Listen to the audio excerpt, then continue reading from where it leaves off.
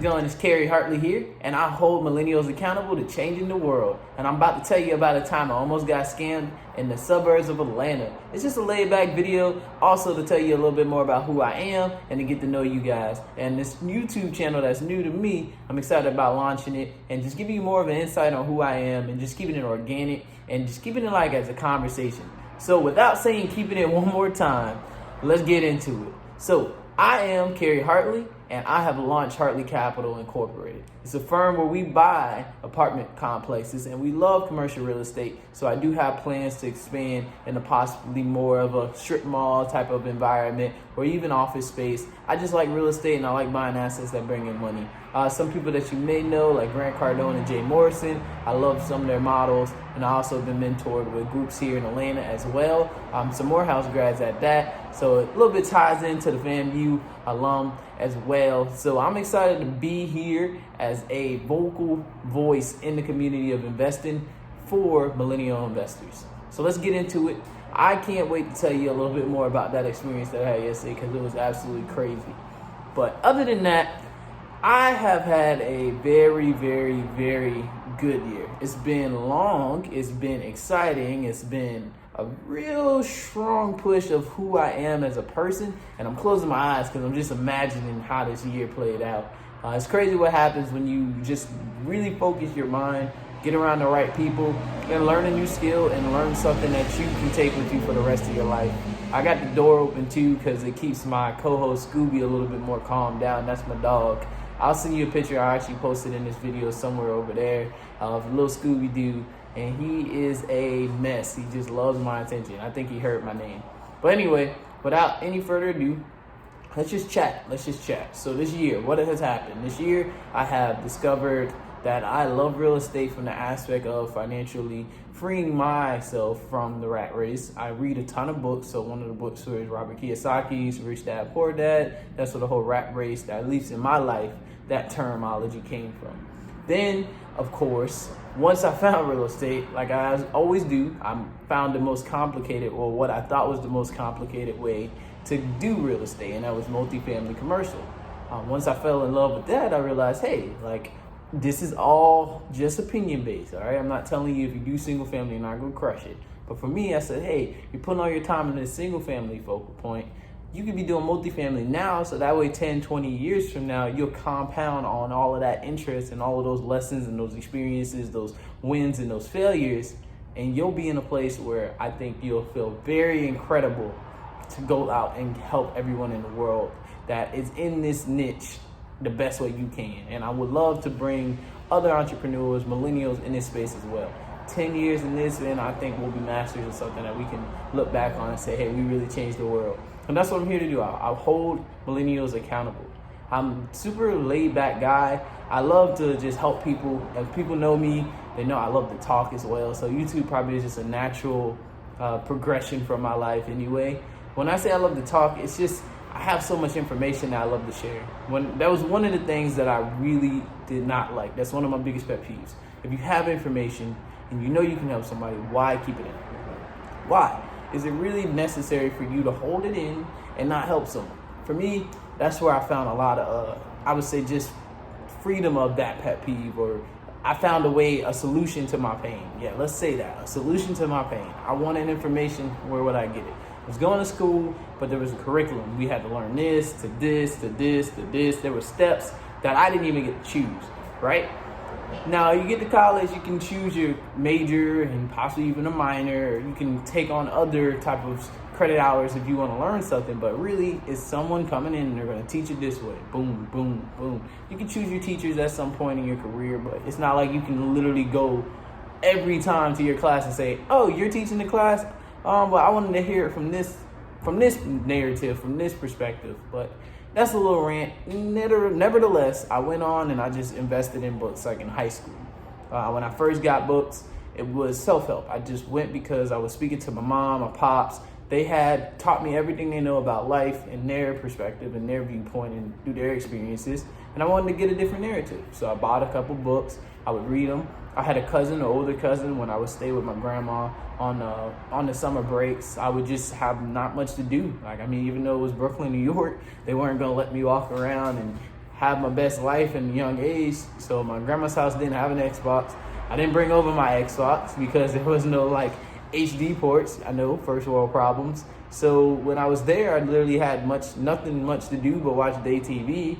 My cousin took me to the library, God bless, and then I read a whole bunch of books. And at that time, I wanted to get a dog, and hence the fact that I probably should read some more, because me and Scooby got some work to do.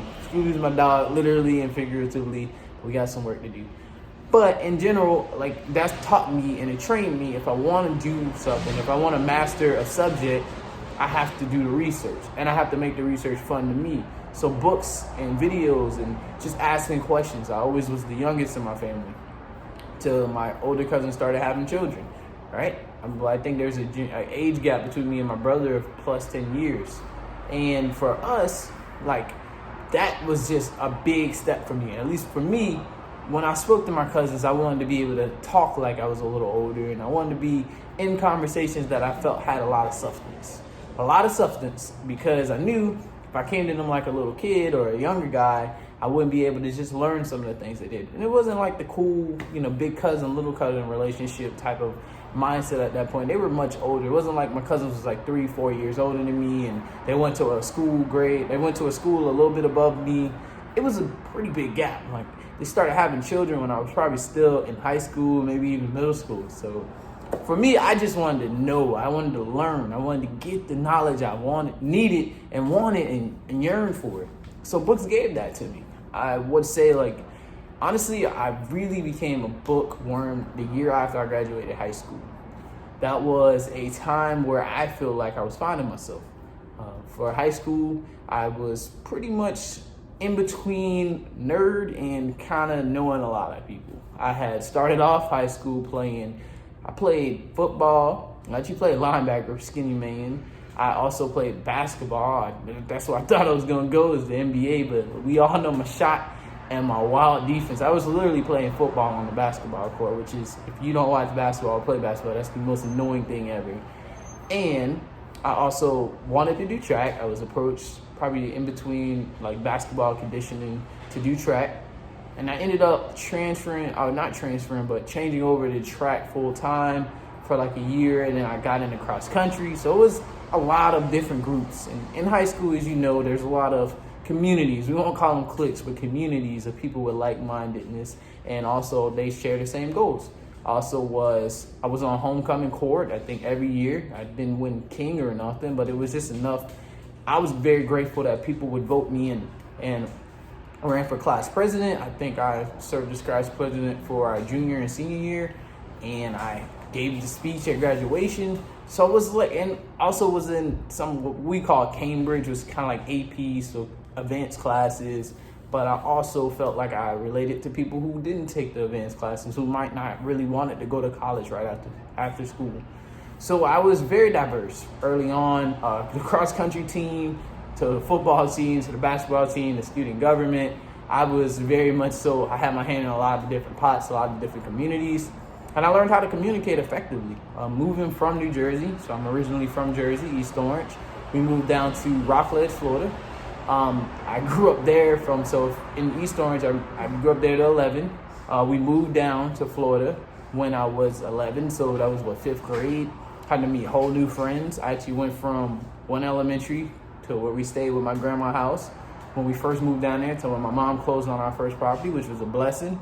And then from there, I went to a different elementary, then middle school. And so I was meeting a lot of different people. And the East Orange demographic to the Rockledge, Brevard County demographic is completely different.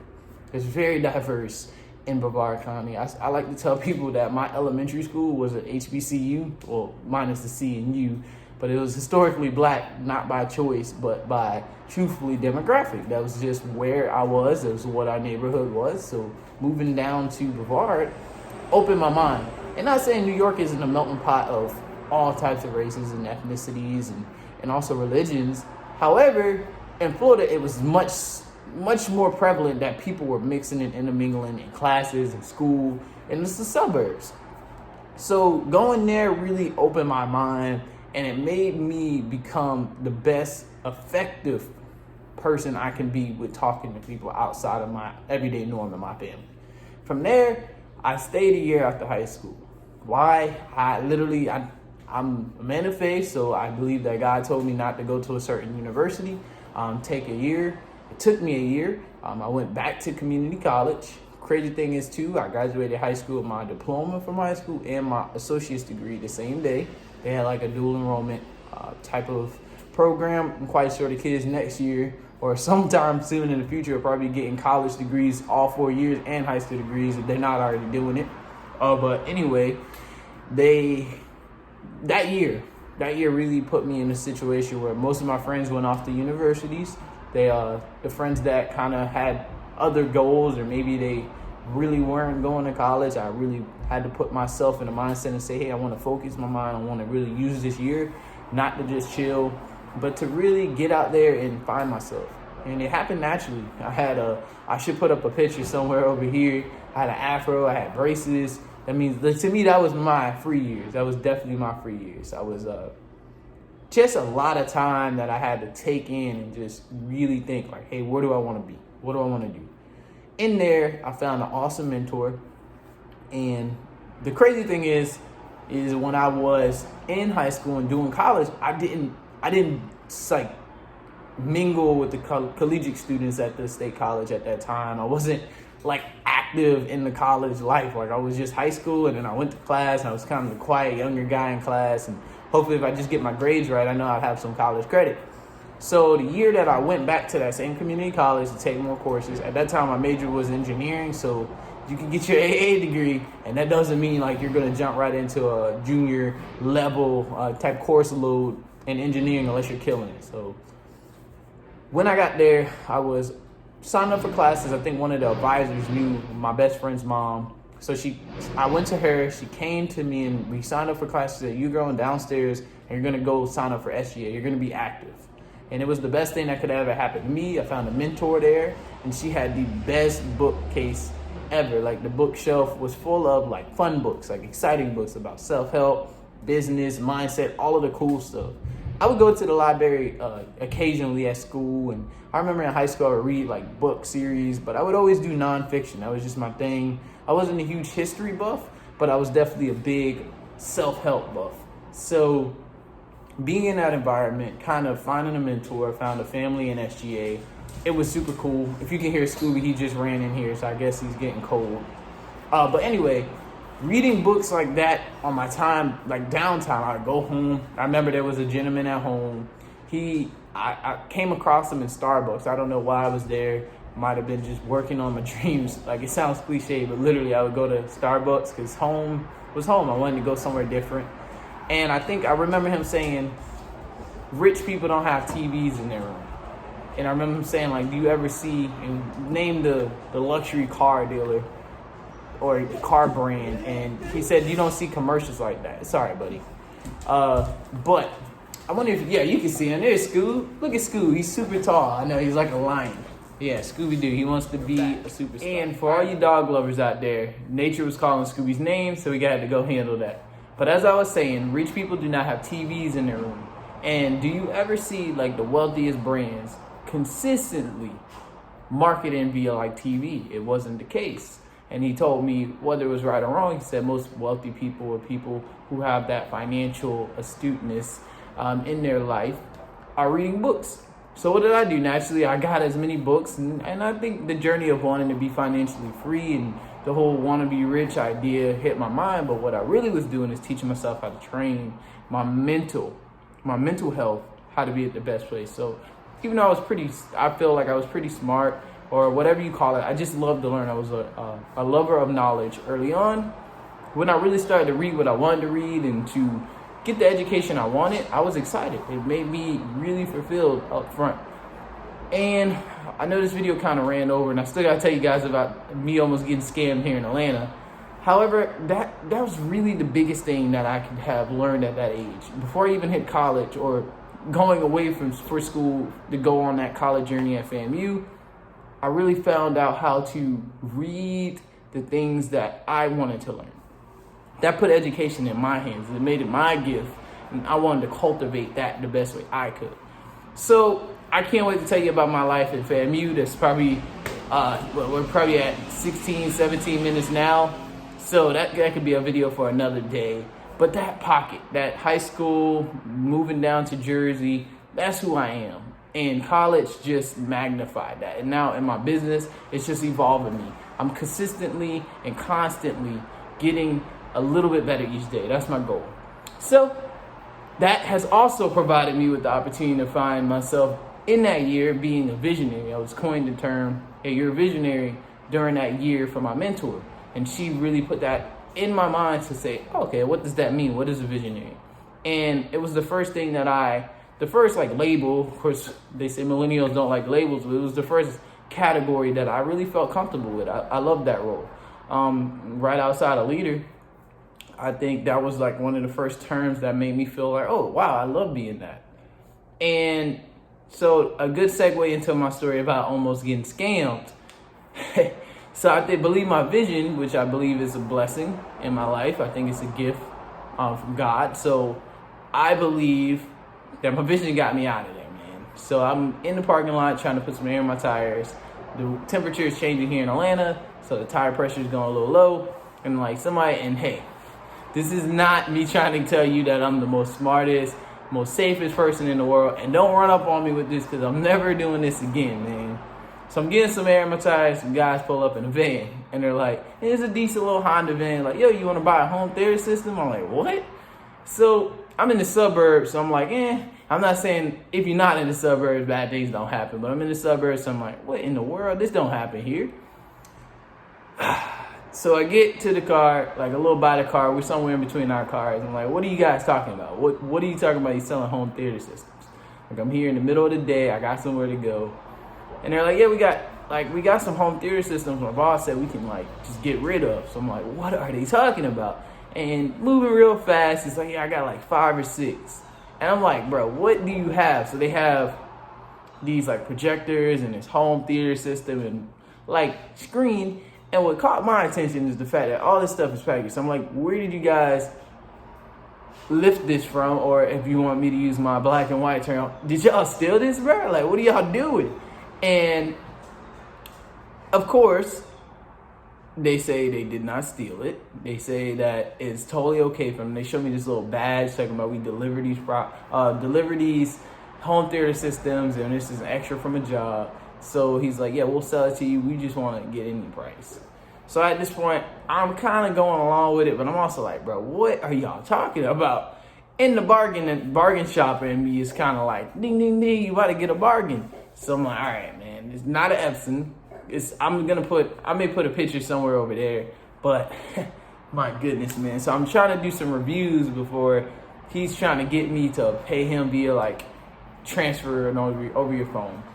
So I'm stalling, I'm trying to read the reviews, and there are none. He showed me one website, and I'm looking for like Best Buy or somewhere else, and he put the price tag at like $6K. So he's like, anything that we can get, we can. I'm like, bro, what? $6K? So I'm not gonna whip out 5,000 in the parking lot. I'm not gonna whip out any thousand in the parking lot and to send you this money, I don't even know you. He's like, man, we'll take anything. I'm like, you take $1 in my mind. But really, I'm doing this whole review thing online and just like what caught me, but really got me was like, I said, all right, let me try to look up some like research on it. Can I resell it? I don't know. You said you don't really have that much time to sell it for the right price. So can I flip it? Entrepreneur in me. So I'm looking it up. I see nothing. So I tell him like, and the guy's just like, bro, this is not the one. This is not the way you're going to make a quick 1,000 a day. So anyway, I tell him that, and I get in the car and I get some time away from like all that pressure. And I go to like looking up some reviews, and the first one I had was, I put it up here in the corner, is like a review from somebody on Reddit saying like the same thing. It was in the van, they had extra from a job. It was like, let me guess, extra from a job. It's all a scam, man. Just caught the zoomies. Scooby caught the zoomies, and that was super annoying. And with this ring light and this phone, I had to just protect the asset and make sure Scooby could just chill. We got to get a yard, man. This Atlanta lifestyle is cool, but I need a yard. Anyway, as I was saying, a good segue into this next phase of me getting scammed possibly is really a journey about my vision getting me out of there. I believe my vision is a gift from God. And in that moment, my vision was just like, hey, this does not align with your vision for the future and what you want to do in the next 10 days, 5 days, 2 days. So anyway, I'm in the parking lot. I'm trying to put some air in my tires. The temperature is changing here in Atlanta. So it's dropping. The tire pressure is going a little low. And I get approached by some guys in the van in the suburbs. Like, mind you, it's nothing crazy. So it's a minivan. It's like two guys. They were in a minivan, and I'm literally like, yo, they was like, hey, you want to buy a home theater system? So I'm thinking like, it was somebody behind them. So I was like, maybe the person behind them was like, they were going to meet for Let Go, and then they changed their mind. I don't know. My mom was just not thinking about a home theater system. So I was like, what? He's like, yo, like, no problem. So I'm pulling out. Somebody wanted to get air.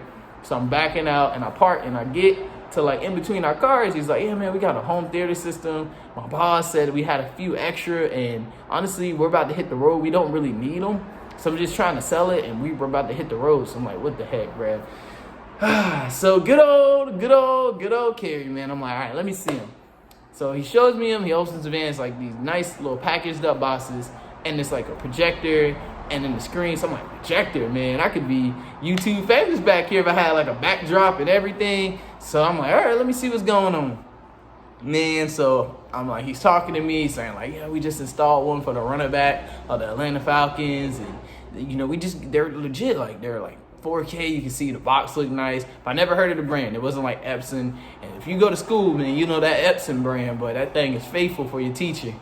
So I'm thinking about it, and I'm like, all right, let's see. Like, and he's like, yeah, man, it's like $6,000 retail price. The screen sign is like $1,200. Like, it's quality stuff. So then again, my mind's like, all right, man, like I don't need a TV. Like, I got a TV, I'm totally fine. In my mind, I'm like, hey, man, my girlfriend's gonna kill me. If y'all know about that, your girlfriend gonna kill you if you buy a bad expense. So if you're married, she gonna kill you if you bring something home you don't need. So anyway, we kind of go along. He's showing me like 1-page review. It's like only one video, so I'm trying to pull up my phone. He's trying to like divert my attention, and I'm telling you, do not take this advice. This ain't good in the suburbs or not in the suburbs. This ain't what you're supposed to be doing. Don't talk to strangers. I probably talk to people trying to tell them that I do real estate, and people just keep it moving. That's fine, because you don't know what anybody's intentions are. But in this situation, for whatever reason, I was just like, hey, man, let me hear you pitch. Maybe it was the thrifty in me, the thrift mindset in my mind. Say, hey, I could get a steal on this deal, man. But anyway, we're talking, and I'm trying to pull up my phone, and then God's like, nah, like this is going to bring you closer to your goal in the next day, let alone the next 10, the next 30, the next 60, 90, 100 days. And I was like, nah, I just kept hitting. I was like, man, I can't do this. I don't need no TV. I don't need a projector. I'm not in the business of selling projector screens, so this ain't really for me. So I get in the car, but I'm finally like just in my own space, and I try to do the reviews, and I find a Reddit one. And I'm going to put like a picture of the projectors in this minivan, and also pictures of the Reddit like thread that talks about the exact same approach. They literally says, let me guess, did somebody in the van come up to you and said they had extra from a job? I was like, yeah, dude, that's exactly what happened to me. And it's not even my thread. It's not even my post. So I'm like, oh, man, I almost got out here in the Atlanta suburbs, man, the scammers. But nevertheless, not knocking your hustle, man. I don't know if it's legal or illegal. I think they get it shipped over from the manufacturers overseas, and they just jack the price up. They put some stickers on it, whatever have it. It could have been legit. Maybe I'm wrong. Maybe y'all tell me I should have copped this 4K projector for under $1,000 with the screen. But nevertheless, it wasn't in my vision, and that's why I believe vision is so strong. Because you want to always align what you're doing up to like your vision, right? If you're underneath leadership and you go to this organization or job, you're part of this collective group, is the vision being satisfied, or are you moving closer to the vision with what you're doing right now? Right now I'm making YouTube videos.